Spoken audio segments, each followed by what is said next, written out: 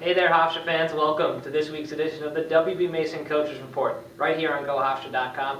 I'm Mike Sullivan, joined as always this week by head coach of the Hofstra women's basketball team, Krista Kilburn-Steveskey. Coach, how you doing today? I'm doing well. Coming off a victory in your first game of the season as well. Robert Morris on the road Friday night. You defeat them by a couple of points, 65-63. How do you think your team looked in game number one?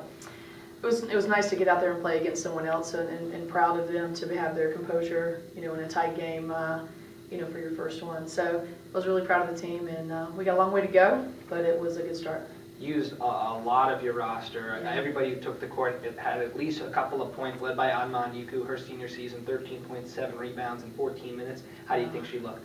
Well, she looked fantastic. She's always difficult for everybody on their scouting report about how she runs the floor and thinks she does well, but she's also a really good half-court player too, and I think she proved that. You look at some of the other players, few sophomores that really stepped up big. Ruth Sherrill gets the start, 9 points in 14 minutes. Alexis Carter, Sydney Epps set career highs in rebounds. Yeah. That group of three, how did they play? Well, they really did a great job listening to the scouting report. They knew that the team was a really good offensive rebound team, especially Artemis Spano, who was, lead the nation last year in rebound. So it was a huge point of emphasis, and I thought they had a body on her all night long, and they really went after the board. So I was proud of their efforts for sure, and just really stepping up. Defensively, you held them under 20% shooting in the first half. How did you limit their opportunities? Again, we had just worked on, they're a pretty systematic team. They run a lot of sets. We worked on a lot of their sets, and, we stuck to our principles defensively. And I thought, the things that we've been working on in practice, fundamentally sound stuff for the last several weeks, and, and then banging against each other. It was nice to, play against somebody else. Some of these kind of games when people run so much stuff, it comes down to concepts. And I thought they handled the concepts pretty well. Andriana Thomas, junior point guard, fills up the stat sheet, 6.7 assists, 4 steals. How did she look running the offense? She looked really well, and I think they ran a lot of different wrinkles defensively that they had not run in the past to try to contain her penetration in the slots, and I thought she handled that very well, very composed, found the gaps, and really found her teammates. What about your freshman class? Kelly Loftus, Crystal Luciano, Ilo Edifirioki. How did they play? Yeah, they played, they're skilled, they're talented. I think they showed that, out there on the floor. And then to have, we had 2 freshmen, 2 sophomores, and a junior down the stretch, and to give them type of experience, come out with a victory.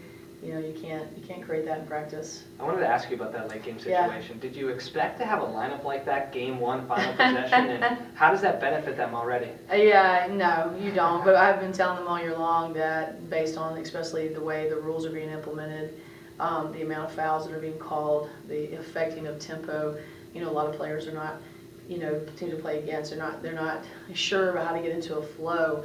So that's going to cause a lot of different issues, a lot of different lineups. People are going to have to be on the floor, and you're going to have to, figure that out as we go along. We've been talking about that and talking about that a lot, and so that really kind of came true. The new rules has impacted both on the men's side and the women's side. From a player's perspective and a coach's perspective as well, how does this change things? How will you have to adapt this season with the different rules? And it wasn't grandfathered in, so it just kind of cold turkey, and you have kids that have been playing a certain way since they picked up a basketball, and I'm not so sure on a game of like when the men played FDU or when we play, someone where the game is a little bit slower, what that doesn't speed up the game. As a matter of fact, it's taken almost an hour and a half to play half a basketball. So I don't have an answer.